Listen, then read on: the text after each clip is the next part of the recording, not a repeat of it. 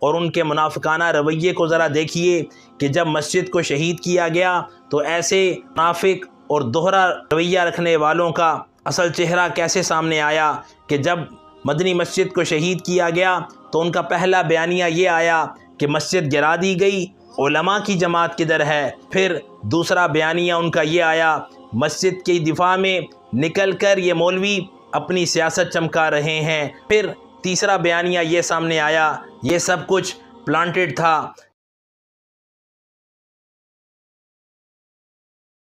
آپ احباب کے علم میں ہے کہ حکومت کی جانب سے چند دن پہلے اسلام آباد اور اس کے گرد و نواح میں موجود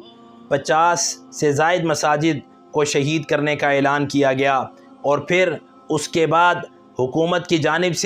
سب سے پہلے ایک اسلام آباد کی مسجد مدنی مسجد کو شہید کیا گیا، اور دھوکے سے رات کے اندھیرے میں شہید کر کے اس کے ملبے کو راتوں رات غائب کر دیا گیا، اور پھر اس جگہ پر درخت لگا دیے گئے۔ یہ صرف پہلے بھی میں ایک پیغام میں بتا چکا ہوں، ٹیسٹ تھا اہل وطن کا کہ پتہ چلے کہ مسلمان مساجد کے لیے کیا کچھ کر سکتے ہیں، یا ان کا ایمان کتنا باقی ہے اور یہ کتنا رد عمل دیتے ہیں۔ آپ دیکھیے کہ اس سارے ماحول میں بہت سے ایسے لوگ جو معاشرے کا ناسور تھے اور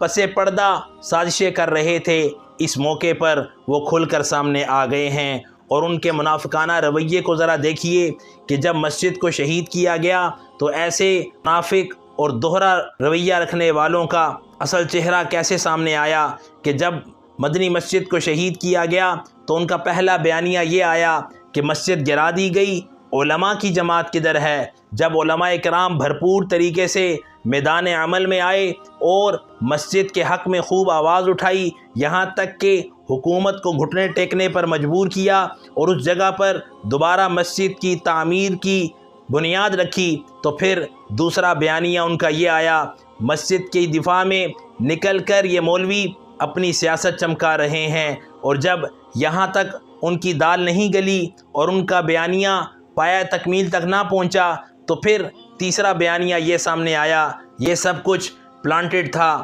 یاد رہے، دین بیزار طبقہ ہر حال میں تنقید کرے گا،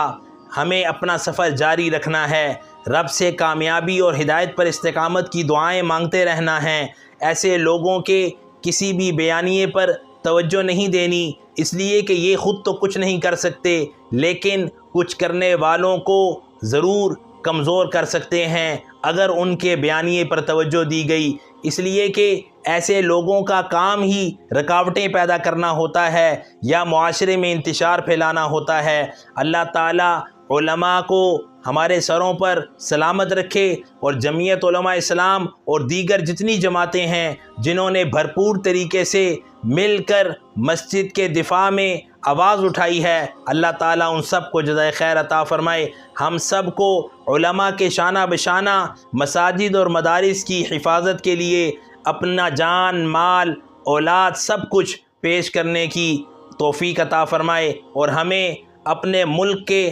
دفاع کے لیے، ملک کے امن کے لیے، ملک کی سلامتی کے لیے ہر وقت تیار رہنے کی توفیق عطا فرمائے۔ اس پیغام کو مفاد عامہ اور صدقہ جاریہ کے طور پر سب کے ساتھ ضرور شیئر کیجئے تاکہ منافق لوگوں کا چہرہ بھی بے نقاب ہو، اور اسلام کے دفاع میں، مسلمانوں کے دفاع میں، مساجد کے حق میں جو لوگ اٹھے ہیں ان کے ایمان کو مضبوطی ملے، ان کی حوصلہ افزائی ہو، اور وہ ان منافقانہ لوگوں کے بیانیے سے آگاہ ہو کر اپنے آپ کو مزید مستحکم کرتے ہوئے، مضبوط کرتے ہوئے، استقامت کے ساتھ میدان عمل میں وہ کھڑے رہیں اور اپنے ملک کی نظریاتی اور جغرافیائی دونوں سرحدوں کی تا زندگی حفاظت کرتے رہیں۔ اللہ تعالی ہمیں استقامت عطا فرمائے اور تا زندگی اپنے احکامات پر چلتے ہوئے پیارے پیغمبر علیہ السلام کی کامل اتباع کرتے ہوئے زندگی گزارنے کی